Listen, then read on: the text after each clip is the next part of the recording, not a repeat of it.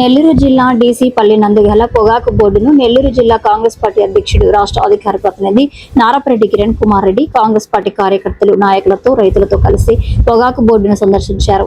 ఈ సందర్భంగా రైతులు ఎదుర్కొంటున్న సమస్యలను బోర్డు అధికారుల దృష్టికి తీసుకెళ్లారు.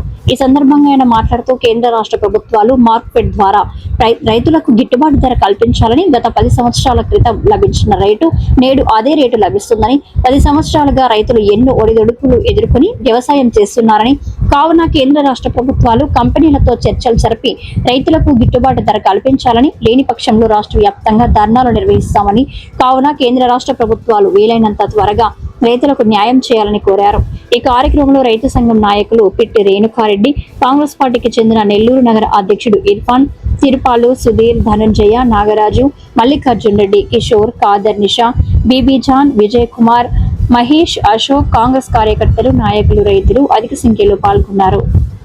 ఈరోజు రాష్ట్ర కాంగ్రెస్ పార్టీ అధ్యక్షురాలు షర్మిలారెడ్డి గారి సూచనల మేరకు పొగాకు రైతుల యొక్క కష్టాలని తెలుసుకోవడం కోసం డీసీపల్లి పొగాకు బోర్డుకు రైతులు మరియు రైతు సంఘాల నాయకులతో కాంగ్రెస్ పార్టీ శ్రేణులతో ఇక్కడికి రావడం జరిగింది. ఈరోజు రైతు అంటేనే గుర్తుకొచ్చేది రాజశేఖర రెడ్డి గారు. రాజశేఖర రెడ్డి గారు ఇదే పొగాకు బోర్డుని సందర్శించినటువంటి రోజులున్నాయి. రాజశేఖర రెడ్డి గారి పాదయాత్రలో పొగాకు రైతుల యొక్క ఆత్మహత్యల మీద స్పందించి రాజశేఖర రెడ్డి గారు అధికారంలోకి రాగానే ఆ రోజు ఉండేటటువంటి రేట్లకి రైతులు నష్టపోతుంటే కంపెనీలు పక్కన పెట్టి రాష్ట్ర ప్రభుత్వ సంస్థ అయినటువంటి మార్కెట్ ద్వారా కొనుగోలు చేసిన తరువాతనే కంపెనీలన్నీ కూడా కళ్ళు తెరుచుకొని రేట్లు పెంచడం జరిగింది. ఆ రోజు రాజశేఖర రెడ్డి గారు చొరవ రైతులకు సంబంధించినటువంటి రైతు సంక్షేమానికి ఆలోచించినటువంటి ఒకే ఒక వ్యక్తి రాజశేఖర రెడ్డి గారు.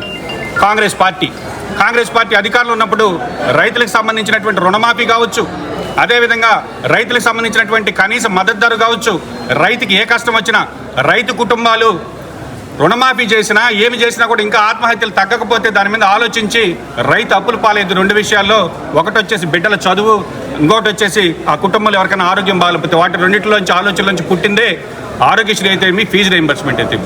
ఈరోజు ఇన్ని సంవత్సరాల తర్వాత ఈరోజు పొగాకు బోర్డుకు వస్తే ఆ రోజు ఉండేటటువంటి రేటే ఈ రోజుకి ఉంది.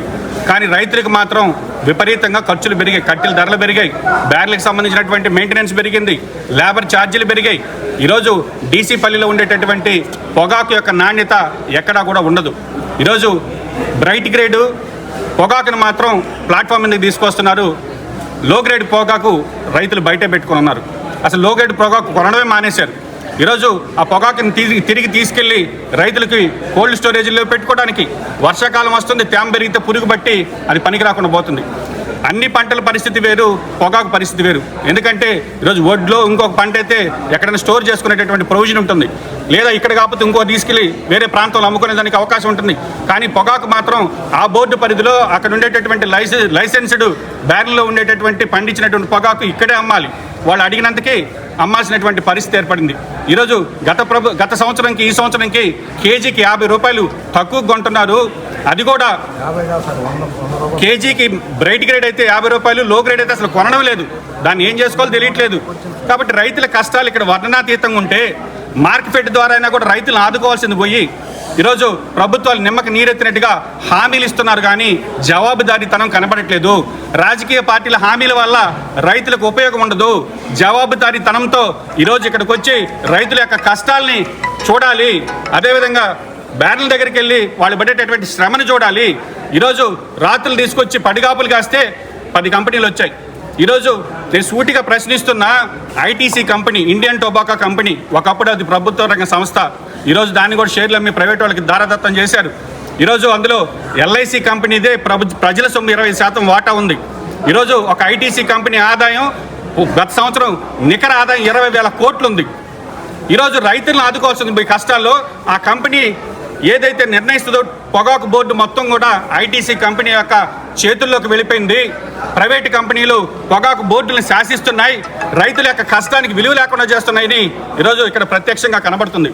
ఈరోజు సూటిగా రాష్ట్ర ప్రభుత్వాన్ని కానీ కూటమి నేతలు కానీ అదేవిధంగా కేంద్ర ప్రభుత్వాన్ని కానీ ప్రశ్నిస్తున్నాం.